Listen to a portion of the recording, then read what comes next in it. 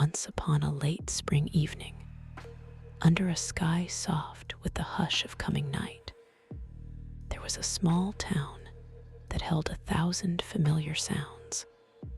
The distant whisper of a train, the hush of trees along the river, and the slow, steady ticking of ordinary lives. In that town lived a man named Alvin Morlock. He was an ordinary man of quiet habits and careful steps, a teacher who liked the measured cadence of language, the slow turn of a page, and the comfort of a worn armchair by a lampshade that gave off a warm, gentle glow.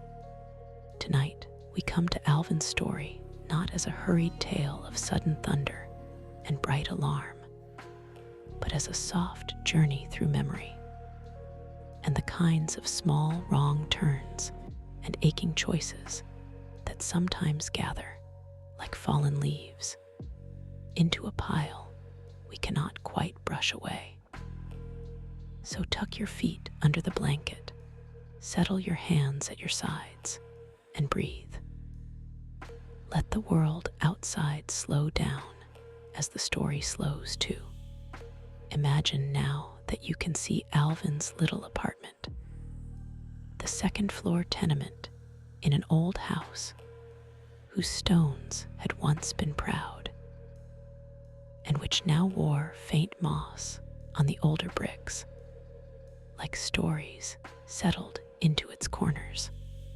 The kitchen was small, and the light above the table hummed low and constant. There was a plate with the mark of a meal eaten, and a kettle already steaming into a soft, gentle whistle. The living room had a desk and a chair, and a shelf of books, poems he loved, a slim volume of British verse that smelled faintly of dust and rain. Outside, the world moved in slow pools of sound, but inside, each object had its own quiet life. Alvin stood for a moment by the window and watched the last pale ribbons of evening melt away. He remembered, as he often did, another place of rock and wind and orchard light, a place called Abraham's Rock, where he had once been a boy with dreams as big and simple as summer itself. In Alvin's life, there had been a woman named Louise, often called Lolly, who moved like a small, bright comet through the steady orbit of his days. She had a way of laughing loud and easy, of ordering things she loved, and making the apartment suddenly more alive, more crowded with color.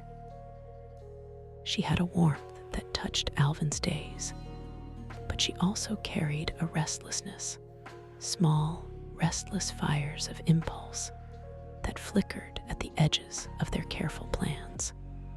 He thought always that perhaps affection and patience would steady those sparks. The two of them had made a home humble and imperfect, and they had tried, in small ways, to fit their separate histories together like two folded maps. One quiet afternoon, Alvin received a folded note that tugged at his heart. It was an ordinary thing, bills for appliances, past due notices the edges of which had been softened by daily life. He read them slowly and felt a cold wash of realization. The tidy plans he had thought were shared were not. Money, small obligations, the rhythm of household steadiness, had not been kept the same by both of them. He felt embarrassed and ashamed, like someone who had stepped into a small puddle without realizing the depth. He loved his dignity and classes and students, the little rituals that told him who he was. He felt suddenly exposed. He walked through the rooms, touching the back of a chair, feeling how the old wainscoting held each little chip and mark like a memory.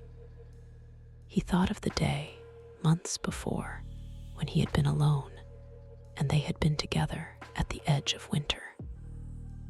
They'd bought an old television set and a small stove and imagined a future filled with small comforts. He had trusted gently and with some brave tenderness that they would manage these things together. Now there were letters, notes from the appliance shop, the gas company, little red stamps that whispered worry. He had to go out into the street again and do things he did not like. Ask, borrow, speak with shapes of authority behind a bank counter, who listened with polite patience and closed file drawers as if the world were neatly ordered by what people owed and what they could pay. On these ordinary errands, he found himself in places with different lights. He sat across from a man at the bank who filled out forms and frowned a little at Alvin's request. The interview felt like a slow, careful dance in which the partner did not know the steps. Alvin left the bank feeling the tired weight of a man learning that life's promises require more than good intentions. Then he went to small lone places, rooms with heavy windows, and an office that promised quick answers, but only offered small comforts at high cost. He left with a paper promise, a handful of bills, and the uneasy knowledge that some debts remain long after the money is paid. Back at home, the apartment smelled of reboiled coffee. The little table showed a scattering of dishes. Lolly came in later, a bright and unsettled presence. She had been out and had stories of other streets, other laughter. She had a tired, salted look in her eyes. They spoke softly and then not at all. Little quarrels passed between them, quick as the blink of a tide. Alvin resented the loneliness of his evenings, and yet he resented even more the thought of harsh words. He had been kind in a certain professional way. He believed in gentleness.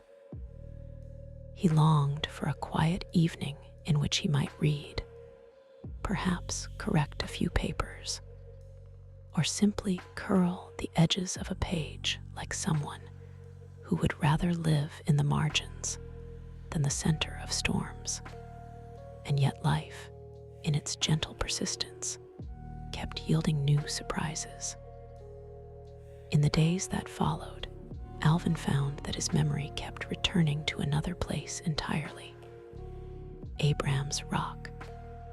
Picture, for a moment, a sun-warmed stone, broad and flattened at the top, like a table carved by ancient hands. The air there smelled of pine and late blooms. The fields below rolled away in slow hills, dotted with cows and hedgerow, and a wind that moved in a steady, thoughtful way, unhurried, like a story that takes its time. When he climbed to the rock in the quiet mornings, he felt roots tug gentle and true into the ground of his boyhood. A sisterhood with the land, a memory of a child named Mariana, and the small, private agreements made by children that sometimes feel, later, like vows. On the rock, the world seemed simpler and kinder.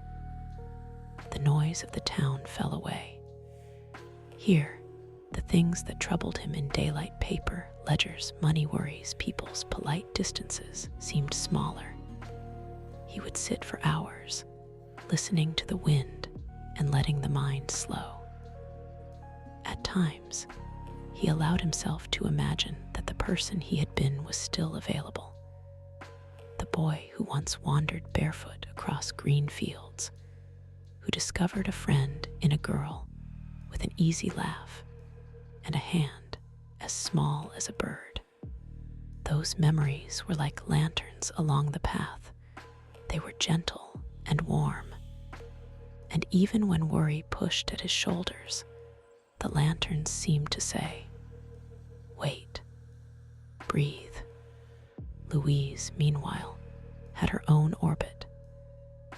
She was quick to find solace in the bright rooms of cafes and neighborhood bars, places where music played and people gathered, and where the clock on the wall did not keep strict lists of obligations.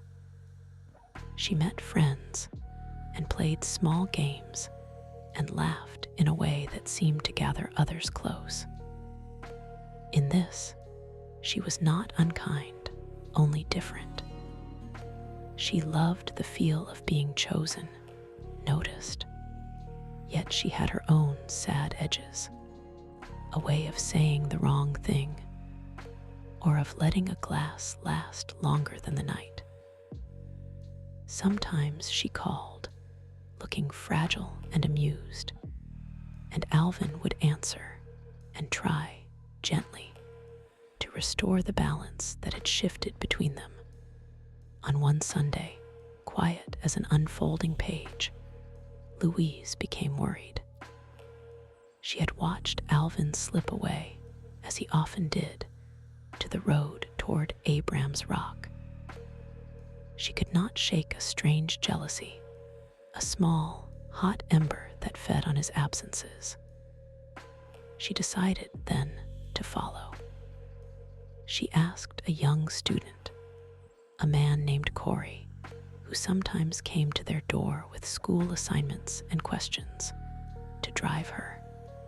The plan was simple and human.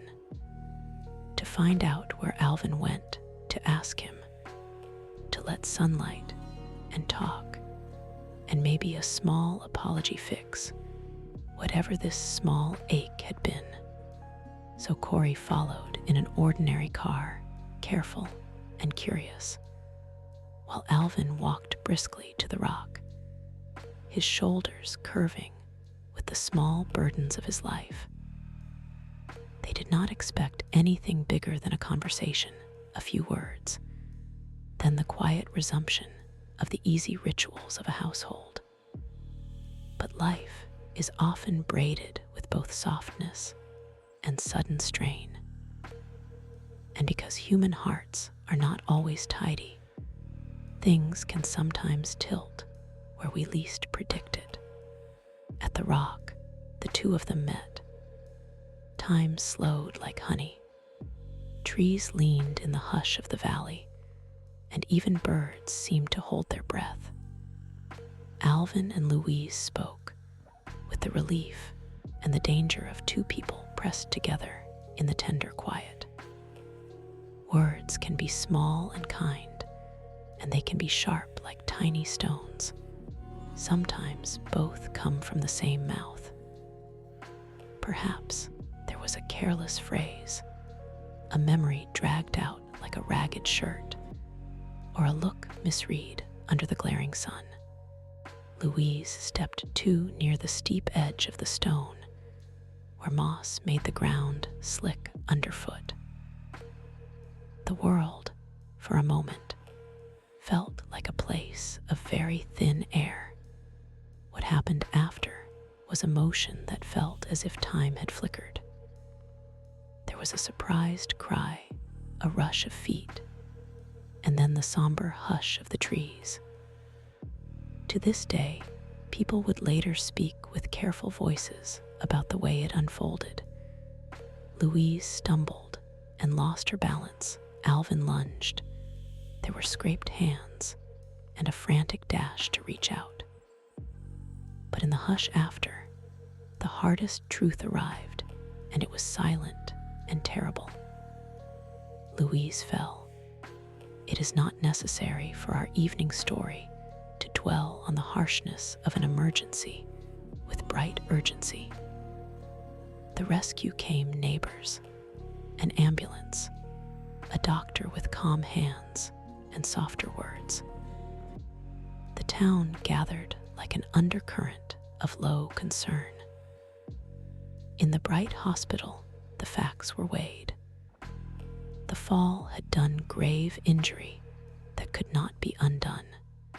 The doctor moved with the soft authority of someone who has learned that solace is often no longer measured by what can be fixed, but by what can be attended to with dignity. Alvin moved through those hours in a kind of stunned, hollow motion. He sat with the doctors and the station owner who had helped at the scene, and he watched faces move in the measured light of the emergency room. He wondered, with that private, culpable ache that strikes the places in a man no law can touch, about choices made long before, and about tiny, unremarked betrayals of attention. He remembered the boy on the rock, the small hand that had once slipped into his, the promise they had once made to keep each other safe. He felt, more than anything else, the heavy, irremovable weight of regret, which can be as large and as crushing as any other abrupt calamity. From the gentle safety of the courthouse and its white-paned windows, the world moved in a deliberate way. People came and people went with measured steps. There were questions asked carefully by officials with soft faces, and there were quiet interviews to determine what had gone wrong, what had gone right, and how a small life might be preserved. The police asked questions and listened. Neighbors murmured. The town unfolded the long, slow work of understanding. And then there were other things that crowded in. The small unravelings of a marriage that two people had thought would be enough to hold them. The threads of debts that were heavier than expected. The small words that gather like seeds and become something else under rain.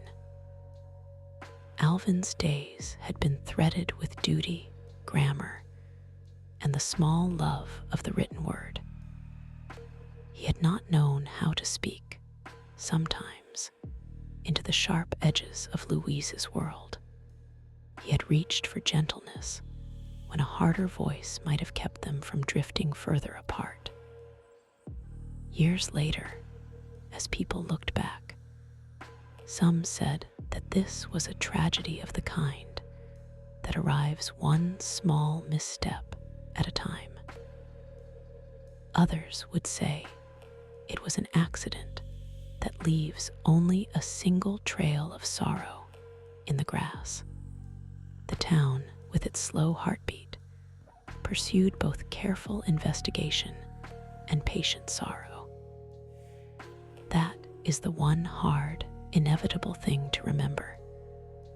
When two people carry long, separate silences into a small home, each silence can grow. The rest of us, neighbors, friends, strangers, are left to make soft maps of what we can understand. When the storm of questions passed into the slow fog of legal rooms and formal inquiry, the quiet of the courtroom held its own gravity. The voices there were steady and methodical. Officers, doctors, students, all telling what little they knew of the pattern of the small life of a teacher and his wife. Some stories were tender, some were accusing, some were merely trying to be faithful to what they had seen. Time moved on. The mind of a town catalogs the moments it can hold on to. The smell of coffee at the kitchen table, the small, rounded face of a woman at a bar, the sight of a man alone on a rock that afternoon. Each of these images carries its own hue, and together they make a kind of tapestry, some pattern of gentle light and shadow that cannot be wholly understood by a single glance. Alvin, in the quiet evenings that followed, returned in memory to the weathered top of Abraham's Rock, to a summer where wind smelled of hay and apples, and where a boy's laughter was easy as air. He sat in a small cell of thought and wondered how a life can be stitched back together when a seam has been torn. He thought of Mariana, of that long ago moment when he had turned away, and he felt the deep, small ache of things he had left behind. He learned the strange lesson that some regrets are like old songs. The more he listened, the more they returned. There is, in the soft end of every hard story, a kind of hush. It is a hush that asks only for gentleness, for attention without judgment, for the warm comfort of remembering that people are complicated in the softest ways, both quick to err and full of quiet, redeeming care. In Alvin's last nights, he sat alone and wrote words on paper, sometimes verses he had loved, and sometimes small notes to the people he had known. He held to the manners and rhythms that had always steadied him, the small rituals of tea and books, and the slow turning of pages. He tried, too, to make room for the memory of Mariana, and for the old, secret tenderness that had once made him promise to protect another person. As our bedtime tale winds toward the close of the evening, let us breathe in the calm of ordinary things, the quiet tick of a clock, the far-off hush of people closing shutters, the polished glide of a wind through birch trees. Let the small scenes we have carried, an old rock, a panel of patched wood, the hush of a hospital corridor, rest like pebbles in the river of your mind, smooth-edged and safe. Where there was worry, let some softness come, a memory of sunlight on the top of a rock, a hand offered in friendship, a voice that says, "I am here." There are no easy endings to heavy stories, but there is always a gentle letting go. So imagine Alvin, when the long day ends, standing at a window where the night is full of low stars. He breathes deeply and remembers the green of past years. And you, listening now in the warmth of your bed, can offer that small kindness back.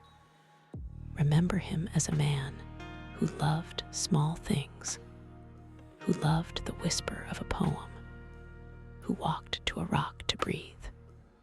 Let him rest now in that memory, and let the world's sharp edges soften into the warm folds of sleep.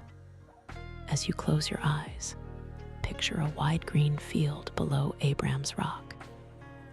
Hear a distant brook that steps lightly over stones, and feel a breeze that carries the clean scent of leaves. In that cool, easy air, let your shoulders unfurl. Each breath draws you deeper into a gentle night, slow, honest, and kind. The moon keeps its quiet watch. The trees make the softest music. Sleep comes, patient and sure, wrapping you in a blanket of ordinary peace. Good night. May your dreams be as gentle as a slow river, and may you wake with the calm of a sky that has held everything